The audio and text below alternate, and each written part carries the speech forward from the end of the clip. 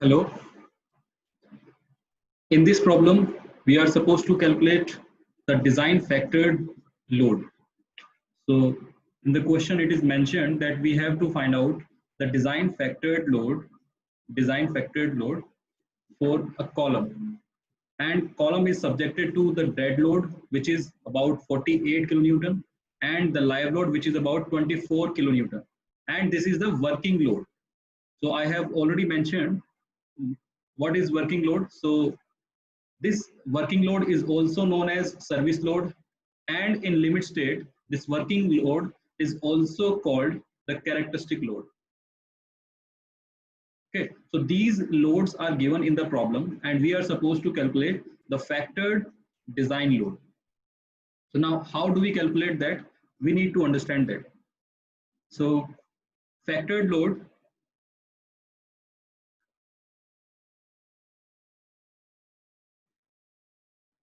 So here, I have already solved this problem.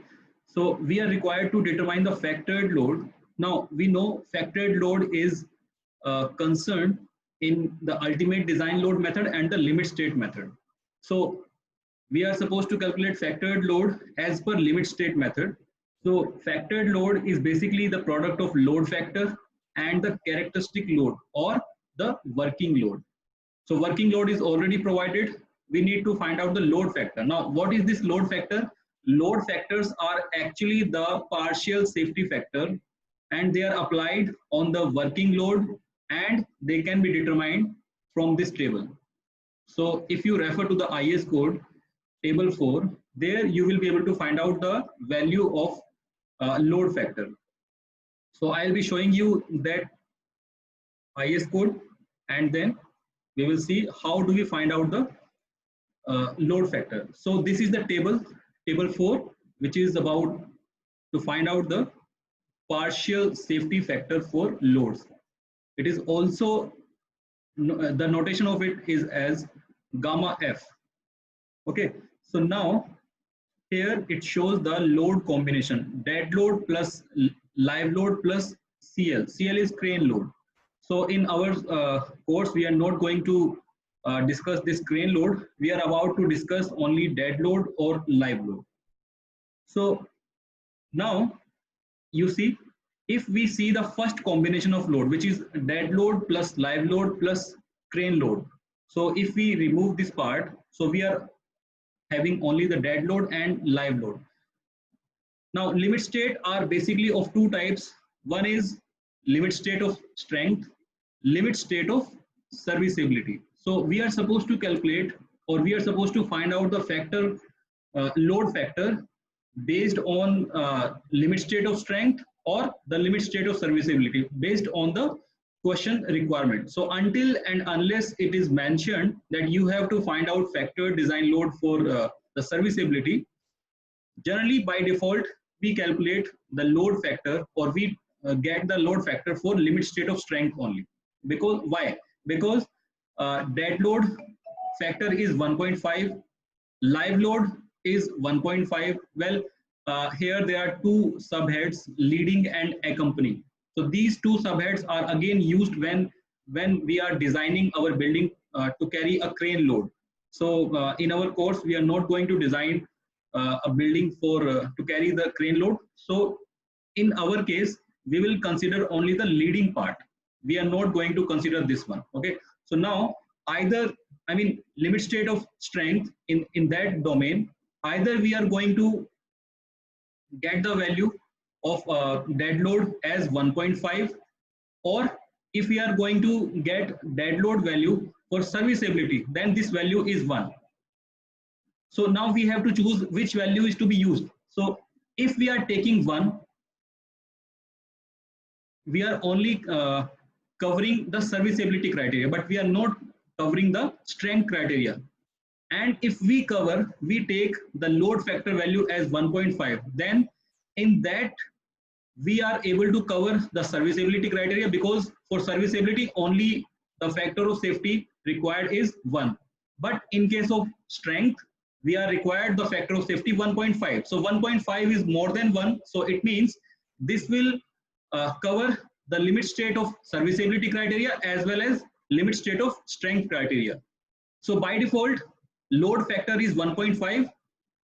Similarly, for live load also, here live load factor is 1 and here the live load factor is 1.5. So again, it is covering the serviceability criteria also, because this value is more than the recommended value for serviceability. So if we take 1.5, it is automatically covered the serviceability criteria. So now in our question, it is not mentioned whether we need to find out factor design load for serviceability or the strength. We are supposed to calculate the factored load for limit state of strength. So by default, we are going to calculate this one. So load factor that we are going to take is 1.5 for the dead load and 1.5 for the live load.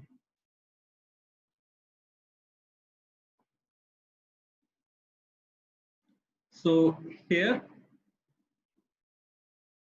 I have taken 1.5 in case of limit state of strength.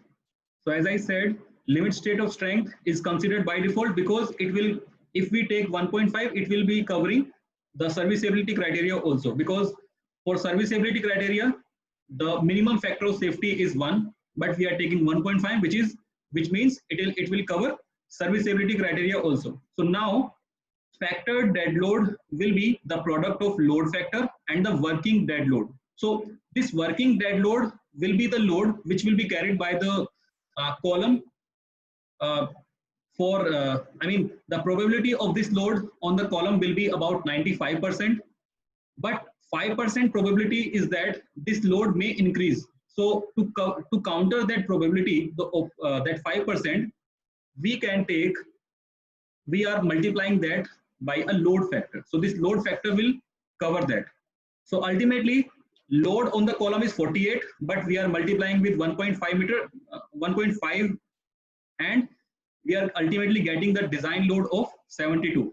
So we are assuming that column will carry 48 kilonewton, but we are designing the column for 72 kilonewton of the dead load. Similarly, for factored live load, the same factor will be used, and live load is already given in the question, which is 24. So this is the factored design load. So factored load is calculated when we multiply the working load with the load factor. So then only we will be able to find out the factored load. So now on the column, both of these load are acting, which is dead load and live load. So ultimately the total factored load on this column will be 72 plus 36, which is 108 kilonewton. So ultimately the characteristic load on the column is 48 plus 24, which is 72, but we are designing the same column for 108 kilonewton. Okay, thank you.